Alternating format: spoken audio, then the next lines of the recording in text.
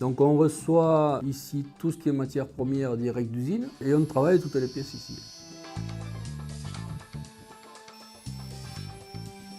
Ça c'est le bois bakélysé tout boulot 13 plis, c'est le plus résistant qui existe aujourd'hui et donc il est apte à recevoir tous les chocs possibles. Le PVC expansé aussi, il fait très bien sa fonction.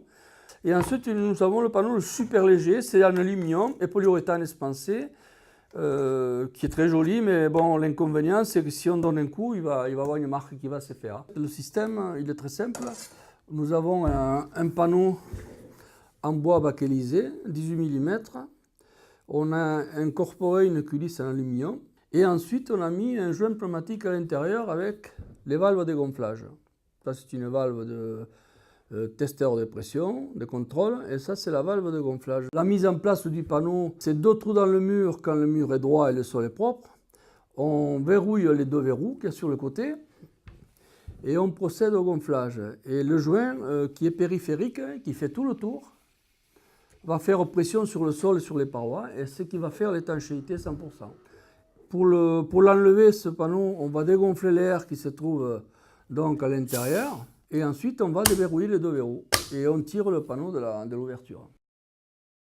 Et ensuite, quand on a plusieurs panneaux, on a des poteaux de liaison.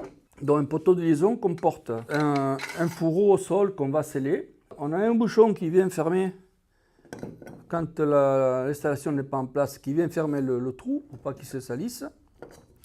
Ça comporte une pièce d'étanchéité basse. Et pour le mettre en place, on a simplement à leur entrée, on donne un quart de tour et le poteau est fixé.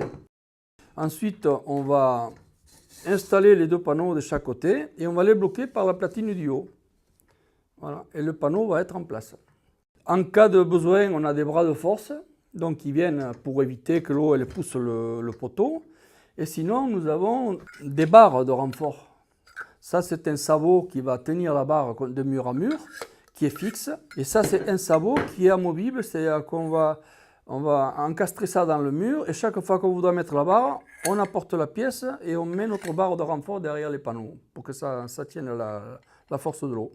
Voilà, là nous avons le poteau vertical donc, qui consiste à avoir une platine d'étanchéité basse et au linteau, nous avons une pièce qui va tenir le poteau au linteau.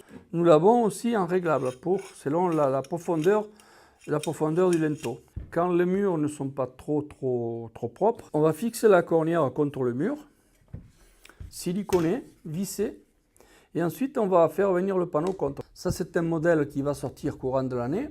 On va dévisser les 3 vis, on va prendre la poignée, on va l'incorporer à l'intérieur et par un système de mouvement, on va soit le rétrécir, soit l'agrandir. Et une fois que le panneau il est à la bonne mesure, on va bloquer et ensuite on va procéder au vissage d'étanchéité des platines.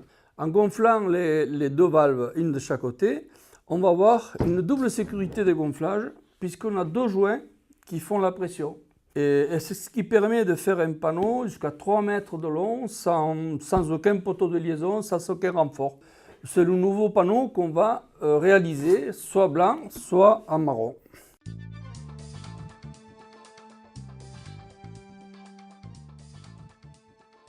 En cas d'incendie où les sapeurs-pompiers lancent des produits, que ce soit dans des usines ou que ce soit, pour éviter que l'eau parte et polluer les égouts ou la nappe, on retient l'eau à l'intérieur, à l'enceinte des locaux, et après elle va être pompée. Toujours pareil, c'est des panneaux qu'on va adapter aux ouvertures résistantes, sur mesure. Mais par contre, ils servent aussi de panneaux anti-inondation, donc ça fait les 2 fonctions. Quand on fait un test pour tester un nouveau panneau, on va jusqu'à cassure et on sait combien de marge on a.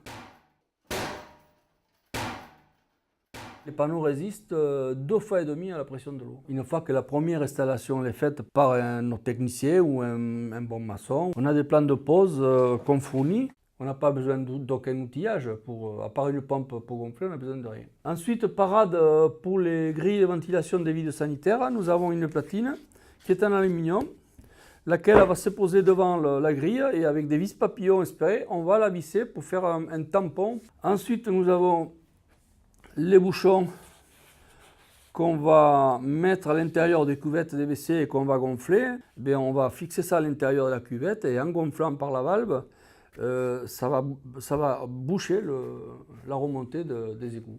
Et nous avons les mêmes bouchons, comme ça, qu'on met pour les douches. On met à l'intérieur du siphon, on le gonfle et ça va faire le bouchon pour éviter des remontées d'eau.